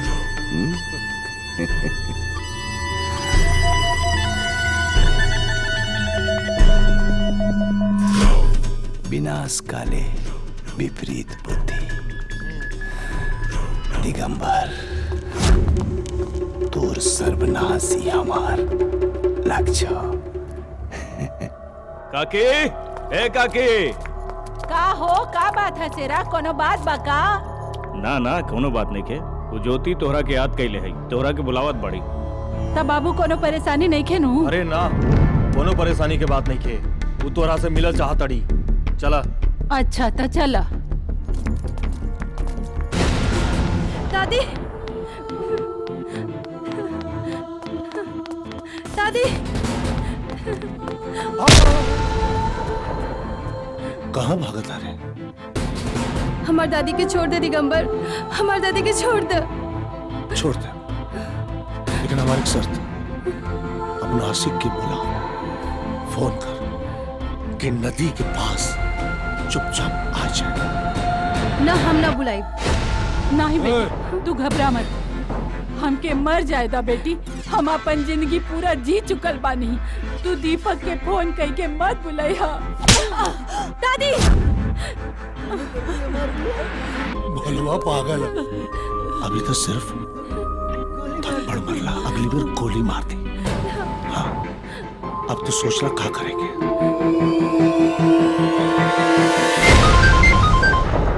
ज्योति। हेलो। हाँ ज्योति, का भाई कोनो परेशानी बा का? इतना रात में फोन कैलू है? ना कोनो परेशानी ना बा, तू हमरा के वही जा मिला, हम मिलकर तोरा के सब बतानी। ठीक बा, हम आवत हैं। ज्योति, ज्योति, ज्योति,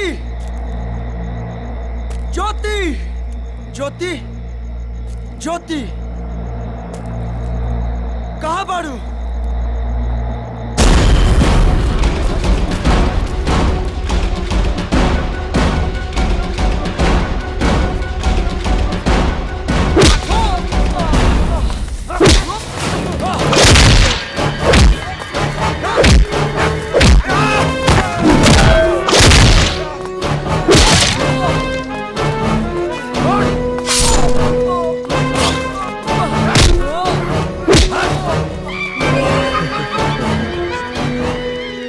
रंग से खेले के बड़ा शौक रहा। तले तोरे खून से तोरा के रंग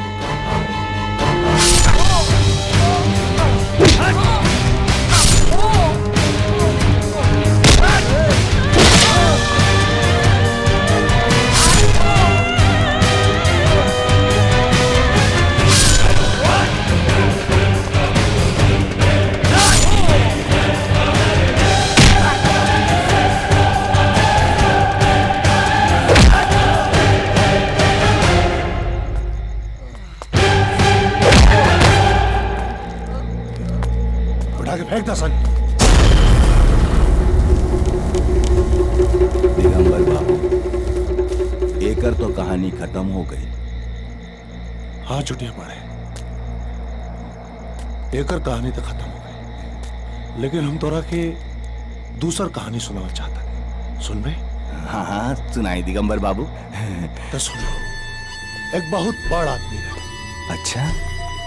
और बहुत बड़ा आदमी का एगो खास बहुत विश्वासी आदमी है।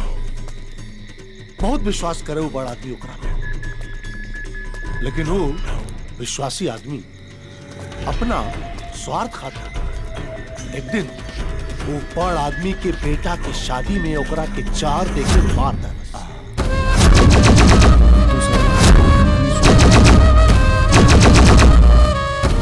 यही से खाली होकर दिल ना भरे, वो आगे भी विश्वासघात कैले, नाग बन के बार बार ओकरा के डसत रहे। अरे ठाकुर साहब, बड़ा कमीना आदमी रहल भाई। आगे सुन का भाई, एक दिन वो बड़ा आदमी के विश्वासघाती का सारी असलियत पता चल गई। पता फिर वो बड़ा आदमी का कैलस ओकरा साथे। अरे साला फंस गई नहीं। कुछ भी ना का कैलस। का कैलस ठाकुर साहब? अरे ओकरा के मार देलस रे। विश्वासघाती मेरा बेटा के चार दे के मर ले। अरे जौना थाली में खैले रे वही में छेद कैले रे चुटिया पड़े। इत ठीक ना कैले ठाकुर।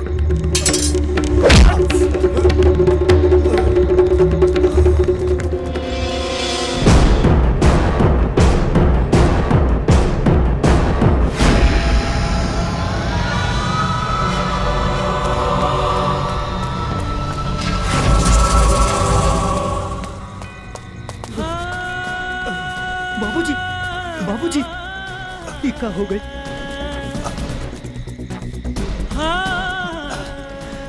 ये कैसे हो गई बाबूजी?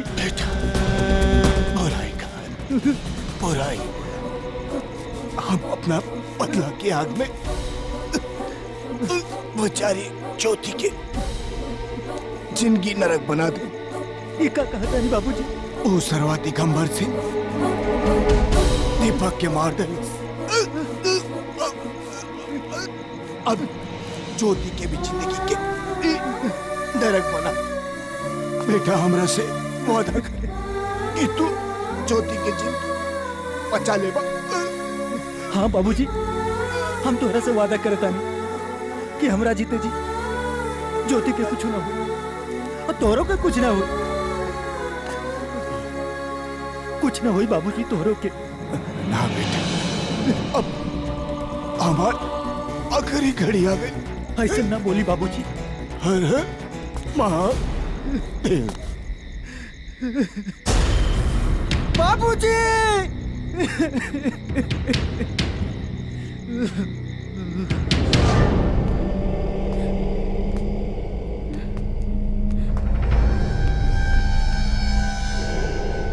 बड़ा तरस आ रहल बा हमरा तोरा पे, बहुत तरस आ रहल बा।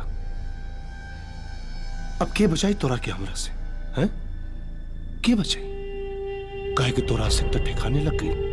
अरे तोर दीपक अब तो बुझ गई। का भाई? हाँ का भाई हमरा दीपक के? अरे बड़ा भुलक्कड़ बाड़े थे। याद नहीं के का? तो ही ना फोन करके बुलौले रहले। तोरे मन से तो ठिकाने लगो नहीं है। तो ही ना फोन करके बुलौले रहले। अब देख, आधा काम ते के तले, बाकी बचल काम हम। दीपक मर गई ना, ऐसा ना हो सकेला। कुदरत के नियम ते का बदल सकेले?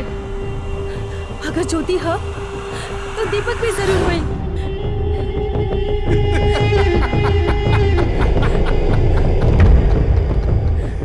वाह दीपक के ज्योति। चल कौन दीपक ना रहल तक हम आई ना। ई ज्योति ठाकुर दिगंबर सिंह की हवेली रोशन करी। हाँ। छी, की ना बता हमें तोरे जैसे इंसान पे। अरे कि इतना बड़ा कमीना और धोखेबाज इंसान बाड़े थे। बड़ा अजीब बात है। तोरा के हमरा पे घिन आवेले और हमरा के प्यार आवेला तोरा पे।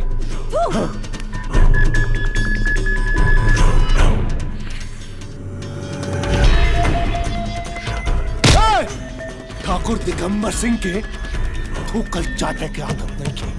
बड़ा गर्मी पाना तोरा में। आज तोरा जवानी के गर्मी का आग में राख कर। अब देखते हैं। चल। रुक जा ठाकुर साहब, बहू के कहाँ ले जात बाड़ू? हम कह देनी कि बहू का हाथ छोड़ दे। ठाकुर साहब, हम कह देनी कि हाथ छोड़ दो कर। हमरा जीते जी बहू के यहाँ से ना ले जा सकेनी। इब्राहिम, तू का आज यमराज भी आ जाए ना तो हमरा के ना रोक सके ना। हट जा तू। छोड़ दो।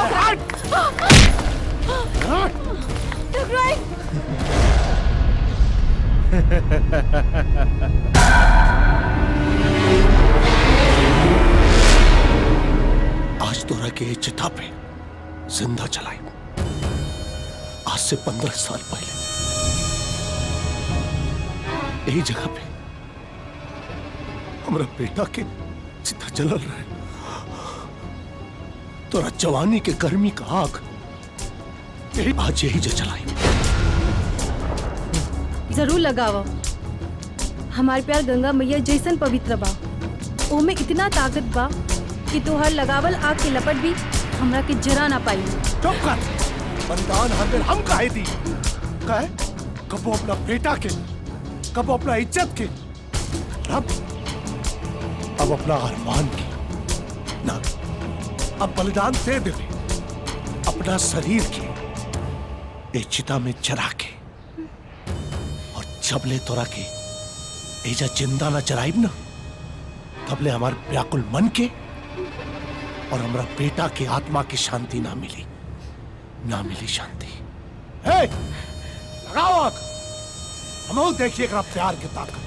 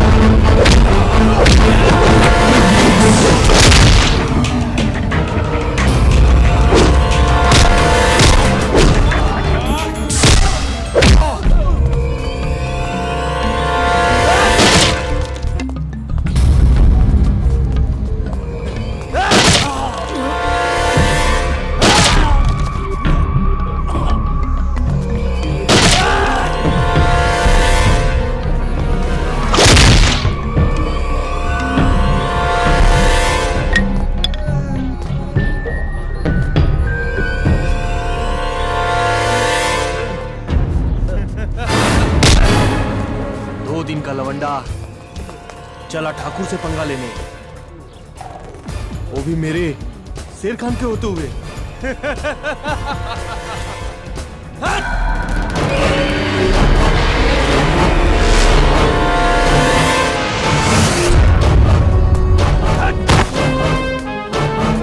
सांप के सपोला एकरा के पहले मार देवे के चाहता है। चल कौनो बात नहीं।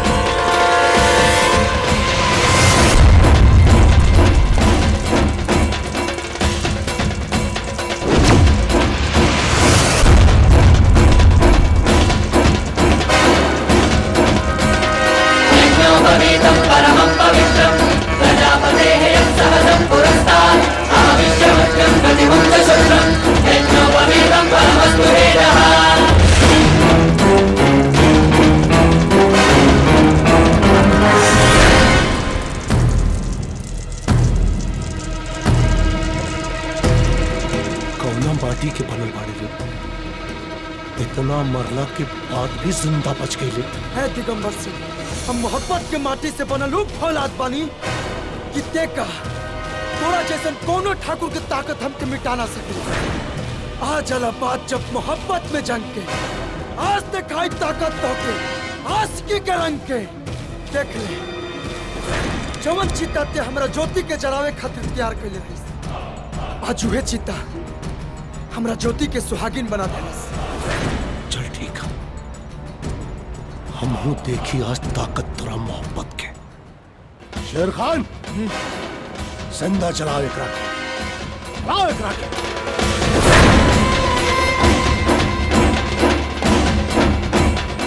अपने माशूका के साथ यही चिता में जब तक कि जिंदा न चल जाई, यहाँ से हिलब ना हम हो देखी कि राख भैला के बाद कैसे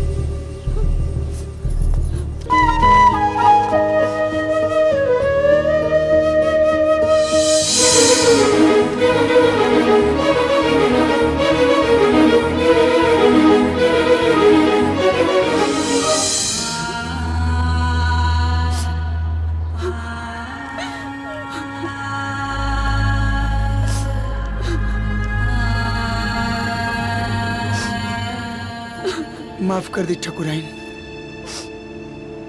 हमरा और सुहाग नाव जड़ल चाहत रही, लेकिन हमरा पास कोनो दूसरा रास्ता भी ना रहे।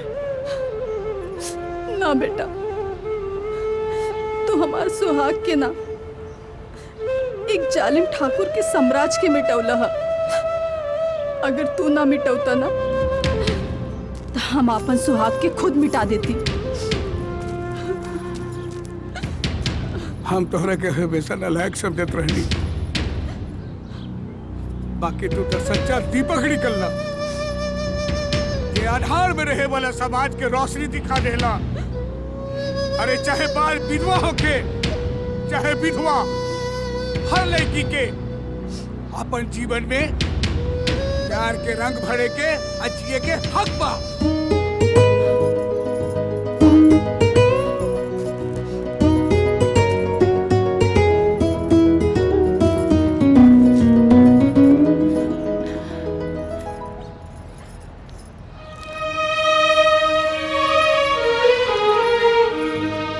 दीपक बेटा, ज्योति बहुत तकलीफ सहले बिया। ला एकरे वीरान जिंदगी में भर द प्यार का रंग। बाबू साहब, अभी मंडप में एगो ना, दूगो ना, तीन गो बियाह हुई। सर के हरे बकाटू। बाबू साहब, हमार बिटिया चल जाई तो हमरा खातिर के खाना बनाई, एगो लुगाई हमरा के चाही नू।